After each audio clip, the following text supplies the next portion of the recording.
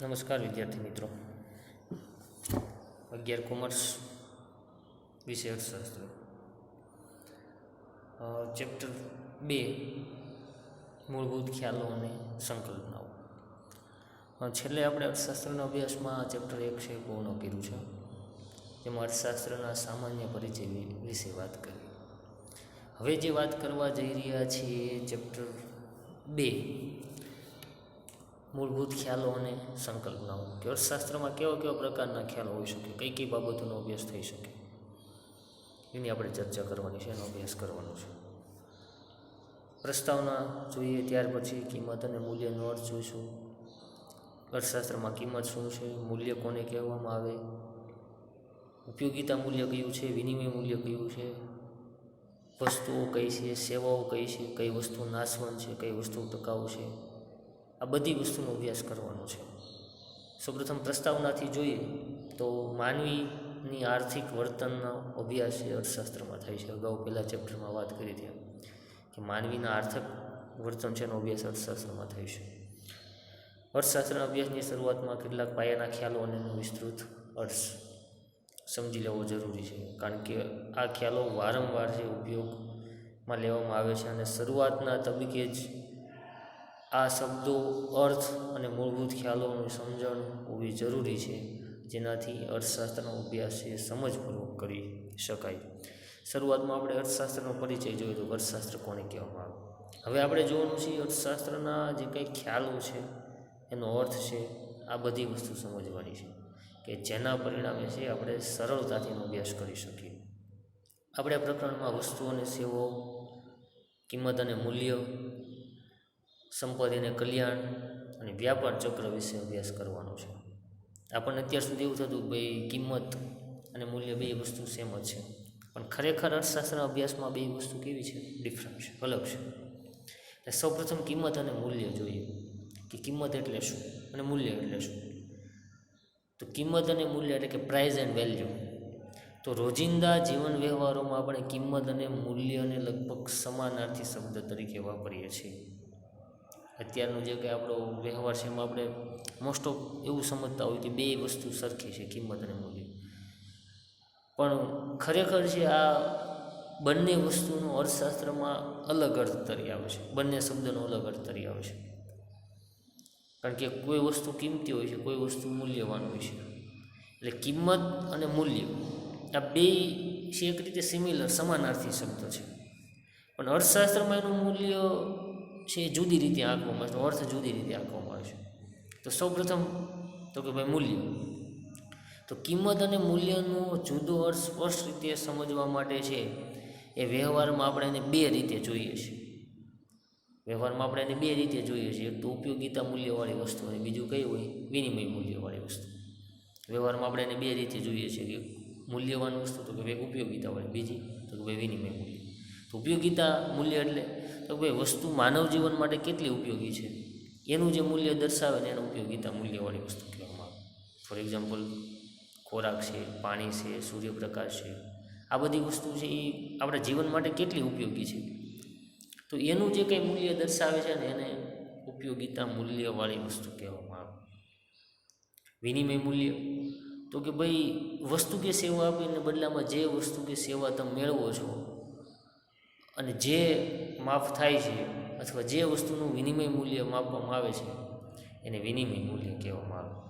For example, તો કે ભાઈ ઘઉંના બદલામાં તો કે ભાઈ કેટલા ચોખા મળશે, તો એ ઘઉંનું વિનિમય મૂલ્ય દર્શાવે છે. એક વસ્તુના બદલામાં જ્યારે તમે બીજી વસ્તુ મેળવો છો ત્યારે જે મૂલ્ય દર્શાવે એ ખરેખર શું દર્શાવે છે, વિનિમય મૂલ્ય દર્શાવે છે. ઉપયોગિતા મૂલ્યમાં તમે વસ્તુ કેટલી વપરાશ કરો છો, કેટલો ઉપયોગ કરો છો એના ઉપર આધાર હોય છે. જ્યારે વિનિમય મૂલ્યમાં છે એ વસ્તુ છે એનો તમે વિનિમય કરો છો, ફેરબદલી કરો છો, અને એના અનુસંધાને છે વિનિમય મૂલ્ય છે નક્કી થતું હોય છે. ત્યાર પછી તો કે ભાઈ ઉપયોગિતા મૂલ્ય અને વિનિમય મૂલ્ય વચ્ચેનો સંબંધ શું હોય. આપણે એવું થાય કે ઉપયોગિતા મૂલ્ય અને વિનિમય મૂલ્ય વચ્ચે શું સંબંધ હોઈ શકે. તો કે ભાઈ વસ્તુ છે એનું ઉપયોગિતા મૂલ્ય હોય તો એનું વિનિમય મૂલ્ય હશે એવું કહી શકાય નહીં. એવું ન કહી શકાય કે જેનું ઉપયોગિતા મૂલ્યનું વિનિમય મૂલ્ય હોઈ પણ શકે. ઘણી બધી વસ્તુ છે જેનું ઉપયોગિતા મૂલ્ય છે પણ એનું વિનિમય કરી શકાતો નથી. જેનું વિનિમય મૂલ્ય છે તે વસ્તુનું ઉપયોગિતા મૂલ્ય ચોક્કસ છે. એક વસ્તુ યાદ રાખજો, જે વસ્તુનું વિનિમય મૂલ્ય છે ફેરબદલી થઈ શકે છે, એ વસ્તુનું છે ઉપયોગિતા મૂલ્ય ચોક્કસ છે. પણ ઉપયોગિતા મૂલ્ય ઊંચું હોય તે વસ્તુનો પુરવઠો અમાપ પણ હોઈ શકે, તેના પર કોઈ વ્યક્તિ કે પેઢીનો કાબુ હોઈ શકે નહીં. ઘણી બધી વસ્તુ એવી છે કે જે ઉપયોગિતા મૂલ્યવાળી છે. સૂર્યપ્રકાશ છે, હવા છે, પાણી છે, આ બધી વસ્તુનો પુરવઠો કેવો છે? અમાપ છે. એના પર કોઈ વ્યક્તિનું છે નિયંત્રણ હોતું નથી. તો એવું પણ બને કે જે વસ્તુનું ઉપયોગિતા મૂલ્ય હોય એનું વિનિમય મૂલ્ય નીચું હોય. આ વસ્તુનું ઉપયોગિતા મૂલ્ય છે પણ એનું વિનિમય મૂલ્ય કે ભાઈ નીચું. શું કામ? કારણ કે અસંખ્ય છે, અઢળક છે. બીજી બાજુ તો કે ભાઈ ઘણી વસ્તુ એવી છે, સોનું છે, ચાંદી છે, હીરા છે, માણેક છે, આ બધી વસ્તુની અછત છે, એના પરિણામે એનું વિનિમય મૂલ્ય કેવું છે? ઊંચું છે. સોનું, ચાંદી, હીરા, માણેક આ બધી વસ્તુ કિંમતી છે, પ્રાઇઝેબલ છે. તો આ વસ્તુ છે એનું વિનિમય મૂલ્ય ઊંચું છે. પણ એક વાત યાદ રાખવી પડે કે એક સમયે અને એક સ્થળે જે વસ્તુનું વિનિમય મૂલ્ય નીચું હોય તેનું ભિન્ન સ્થળે તથા સમયે વિનિમય મૂલ્ય ઊંચું પણ હોઈ શકે. ઘણી વાર એવું બને કે એક જગ્યાએ એક સ્થળે એ વસ્તુનું વિનિમય મૂલ્ય ઊંચું છે, બીજી જગ્યાએ એ વસ્તુનું વિનિમય મૂલ્ય તો કે ભાઈ નીચું છે. ફોર એક્ઝામ્પલ તો કે ભાઈ કોઈ પણ વસ્તુ છે, પાણીનું વિનિમય મૂલ્ય શૂન્ય જે હોય, પણ હવે ચોખ્ખા પાણીની અછત વધવાથી એનું વિનિમય મૂલ્ય શું થયું? વધી ગયું. પાણી તો બધી જગ્યાએ મળે છે, પણ ચોખ્ખું પાણી છે એનું વિનિમય મૂલ્ય છે એ નક્કી કરે. પાણી છે જ, પણ ચોખ્ખા પાણીનું વિનિમય મૂલ્ય તો કે ભાઈ એનું વિનિમય મૂલ્યમાં ફેરફાર થતો જોવા મળે છે. ત્યાર પછી તો કે ભાઈ ઉપયોગિતા મૂલ્ય અને વિનિમય મૂલ્યના આ અર્થભેદને સમજ્યા પછી યાદ રાખવું જોઈએ કે અર્થશાસ્ત્રમાં જ્યાં મૂલ્ય શબ્દ વપરાય છે તેનું વિનિમય મૂલ્ય સંદર્ભમાં જ વપરાય હોય એમ માનવું. એટલે કે અર્થશાસ્ત્રના અભ્યાસમાં મૂલ્ય શબ્દનો અર્થ છે એક વસ્તુના બદલામાં અન્ય વસ્તુ કેટલા એકમ મળશે અને તે પ્રમાણ જે તે વસ્તુનું વિનિમય મૂલ્ય દર્શાવે છે. અર્થશાસ્ત્રમાં એક વસ્તુ યાદ રાખવાનું ભાઈ, મૂલ્ય એટલે કે ભાઈ એક વસ્તુના બદલામાં કેટલી વસ્તુ મળશે અથવા એનું મૂલ્ય શું છે. અને વસ્તુના બદલામાં નાણાં કે એકમ ચૂકવવાના હોય ત્યારે તે વસ્તુના બદલામાં ચૂકવાતું નાણાકીય એકમ એ કિંમત દર્શાવે છે. જ્યારે તમે કોઈ વસ્તુની ખરીદી કરો છો અને ત્યારે જે નાણું ચૂકવો છો એ શું દર્શાવે છે? પ્રાઇસ દર્શાવે છે, કિંમત. આપણે જે બજારમાં જઈને નક્કી કરીએ છીએ. એટલે એવું કહેવામાં આવે કે મૂલ્ય એટલે વસ્તુ કે સેવાના અન્ય વસ્તુના પ્રમાણમાં વિનિમય મૂલ્ય. વસ્તુ કે સેવાનું અન્ય વસ્તુના સેવાના પ્રમાણમાં વિનિમય મૂલ્ય. જ્યારે કિંમત એટલે વસ્તુ કે સેવાના બદલામાં ચૂકવાતું નાણાકીય એકમનું પ્રમાણ. ખાસ સમજજો, ઘણી વાર પૂછાય છે કિંમત એટલે શું? તો ભાઈ કિંમત એટલે વસ્તુ કે સેવાના બદલામાં ચૂકવાતા નાણાકીય એકમનું પ્રમાણ. ત્યાર પછી છે વસ્તુ અને સેવાઓ. કે વસ્તુઓ કોને કહેવામાં આવે? સેવાઓ કોને? પહેલાં જોયું આપણે શું જોયું કે ભાઈ કિંમત અને મૂલ્યનો અર્થ. વસ્તુ અને સેવાઓ તો કે ભાઈ વસ્તુઓ તો કે ભાઈ માણસ પોતાની જરૂરિયાતો વિવિધ રીતે સંતોષવાનો પ્રયત્ન કરે છે અને જે ભૌતિક બાબતો દ્વારા જરૂરિયાત સંતોષે છે એને શું કહેવામાં આવે છે? વસ્તુ. આપણે આપણી જરૂરિયાતો સંતોષવા માટે પ્રયત્ન કરીએ છીએ, તો એ જરૂરિયાતો સંતોષવા માટે જે ચીજ વસ્તુ અથવા જે ભૌતિક બાબતો છે એને શું કહેવામાં આવે છે? વસ્તુ. આપણે માર્કેટમાંથી જરૂરિયાત સંતોષવા શું વસ્તુ લઈને આવીએ છીએ, તો એ અર્થશાસ્ત્રમાં વસ્તુ છે. સેવાઓ તો કે ભાઈ જે અભૌતિક બાબતો છે. ફોર એક્ઝામ્પલ કે ભૂખ સંતોષવા માટે ખોરાક એ વસ્તુ છે, પણ જિજ્ઞાસા સંતોષવા માટે શિક્ષણ એ સેવા છે. અમુક વસ્તુ જોઈ ન શકાય, તમને એવું થાય કે ભાઈ મારે ઘણું બધું જાણવું છે, તો એવા સમયે જે તમે શિક્ષણ મેળવો છો એક પ્રકારની શું છે? સેવા છે. એ જોઈ ન શકાય. તમને ભૂખ લાગી છે તો ભૂખ છે એ જોઈ ન શકાય, પણ એ માટે તમે જે રોટલીનો ઉપયોગ કરો છો જોઈ શકાય છે. એટલે કોઈ એક સેવા પાછળ વસ્તુનો ઉપયોગ થાય છે. એટલે સેવાઓ છે કેવી છે? અભૌતિક છે. જ્યારે વસ્તુ કેવી છે? ભૌતિક, એટલે જોઈ શકાય એવી. વ્યક્તિની જરૂરિયાતો ભૌતિક અને શારીરિક હોય છે તથા ઘણી અભૌતિક અને માનસિક હોય છે. ઘણી બધી જરૂરિયાતો આપણી અભૌતિક જોઈ ન શકાય અને કેવી હોય છે? માનસિક હોય છે. સાથે સાથે આ જરૂરિયાતોનો સંતોષ પણ ભૌતિક અને શારીરિક હોય. અભૌતિક અને માનસિક રીતે હોય, ખાવું પીવું, મુસાફરી કરવી, રમવું, આ ભૌતિક અને શારીરિક જરૂરિયાતો છે. જેને સંતોષનારી બાબતો પણ ભૌતિક હોય છે. જ્યારે અમુક વસ્તુઓ અને માનસિક જરૂરિયાતો સંતોષનારી બાબતો શું છે? સેવાઓ. ઘણી બધી વસ્તુ એવી છે જે જોઈ ન શકાય. ફોર એક્ઝામ્પલ છે, તમને કંઈક અલગ પ્રકારના વાતાવરણમાં જવાની ઈચ્છા થાય તો એ ત્યારે તમે જે અનુભવો છે એ એક અભૌતિક બાબતો છે, તો એ સેવા છે. ઘણીવાર અમુક લોકો છે સોંગ સાંભળીને સારું એવું અનુભવતા હોય છે, તો એ અભૌતિક વસ્તુ છે.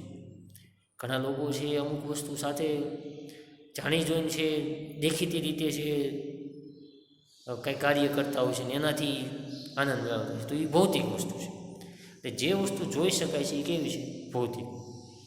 એ બધી વસ્તુઓ છે. અને જે વસ્તુ છે જોઈ નથી શકાતી એ શું છે? સેવા, અભૌતિક વસ્તુ છે. ત્યાર પછી છે વસ્તુના પ્રકાર. કે ભાઈ જરૂરિયાત સંતોષનારી ચીજ વસ્તુઓ અને સેવાઓનું વર્ગીકરણ છે એ અભૌતિક અને ભૌતિક સાથે સર્વસુલભ વસ્તુ અને આર્થિક વસ્તુના સંદર્ભમાં કરવામાં આવે છે. તો પહેલું જે છે એ ભૌતિક અને અભૌતિક. તો કે ભાઈ ભૌતિકતાનો આધાર વસ્તુના બે પ્રકાર ઉપર રહેલો છે. એક તો કે ભાઈ ભૌતિક વસ્તુઓ અને બીજી અભૌતિક વસ્તુઓ, જેને આપણે સેવા તરીકે ઓળખીએ છીએ. દાખલા તરીકે તો કે ભાઈ પ્રાઇમર છે, ટીવી છે, ફ્રીજ છે, મોબાઈલ છે, આ બધી વસ્તુ જોઈ શકાય, માપી શકાય, તો એ કઈ છે? ભૌતિક. બીજી બાજુ શિક્ષણ છે, ડૉક્ટરની સલાહ છે, સંગીત સાંભળવાથી થતો આનંદ છે, અન્ય વાતાવરણમાં જવાથી મળતો કંઈક અનહદ વિચાર છે, આ બધી વસ્તુ છે એ શું છે? સેવાઓ છે. તો એ જે સેવાઓ છે એ કેવી છે? અભૌતિક. એટલે વસ્તુનો પહેલો પ્રકાર તો કે ભાઈ ભૌતિક અને અભૌતિક વસ્તુ. બીજો પ્રકાર તો કે ભાઈ સર્વસુલભ અને આર્થિક વસ્તુ. જે વસ્તુ કે સેવાના પુરવઠા પર કોઈનો અંકુશ ન હોય અને જે વસ્તુ કે સેવા સૌને જોઈએ ત્યારે પૂરતા પ્રમાણમાં ઉપલબ્ધ હોય ને એને સર્વસુલભ વસ્તુ કહેવાય. ફોર એક્ઝામ્પલ હવા છે, સૂર્યપ્રકાશ છે, પાણી છે, આ બધી વસ્તુ કેવી છે? જોઈએ એટલા પ્રમાણમાં. તો એ વસ્તુ કેવી છે? તો કે ભાઈ સર્વસુલભ છે. આર્થિક વસ્તુ તો કે ભાઈ જે વસ્તુના પુરવઠાને કાબૂમાં રાખી શકાય અને એનું ખરીદ વેચાણ પણ કરી શકાય, આવી વસ્તુને આર્થિક વસ્તુ તરીકે ઓળખવામાં આવે છે. જે વસ્તુના ખરીદ વેચાણ પર કાબૂ પણ રાખી શકાય, વપરાશમાં પણ નિયંત્રણ રાખી શકાય. ટૂંકમાં જે વસ્તુઓ છે એ અછતવાળી હોય ને એને આર્થિક વસ્તુ કહેવામાં આવે. ઘણી બધી વસ્તુની અછત પણ હોય તો એ આર્થિક વસ્તુ છે. સર્વસુલભ વસ્તુની કોઈ દિવસ અછત હોતી નથી. એટલે પહેલી વસ્તુ એ જોઈ કે ભાઈ ખ્યાલો અને સંકલ્પનાઓ સમજવી જરૂરી છે. અર્થશાસ્ત્રમાં કિંમત જોઈ, મૂલ્ય જોઈ, ઉપયોગિતા મૂલ્ય અને વિનિમય મૂલ્યનો સંબંધ જોયો. ત્યાર પછી વસ્તુ અને સેવાઓ. તો એ વસ્તુ તો કે ભાઈ જે ભૌતિક વસ્તુ છે, સેવાઓ તો કે ભાઈ જે અભૌતિક છે એ. સાથે સાથે વસ્તુના પ્રકારો જોયા, ભૌતિક અને અભૌતિક. સાથે સાથે સર્વસુલભ અને નાશવંત એટલે કે આર્થિક વસ્તુઓનો અભ્યાસ કર્યો. એટલે ખાસ એ સમજવાનું છે કે સામાન્ય રીતે જે અભ્યાસ થઈ રહ્યો છે એના હજી આપણે ખ્યાલો અને સંકલ્પનાઓ જોવાની છે, જોઈ રહ્યા છીએ કે જેના અનુસંધાને સમજી શકાય કે ભાઈ ખરેખર શું હોઈ શકે, કઈ રીતેનો અભ્યાસ કરી શકાય. અને એના અનુસંધાને છે ધીરે ધીરે છે એ મૂળભૂત ખ્યાલો અને સંકલ્પનાઓ છે એ વ્યવસ્થિત રીતે સમજી શકાય.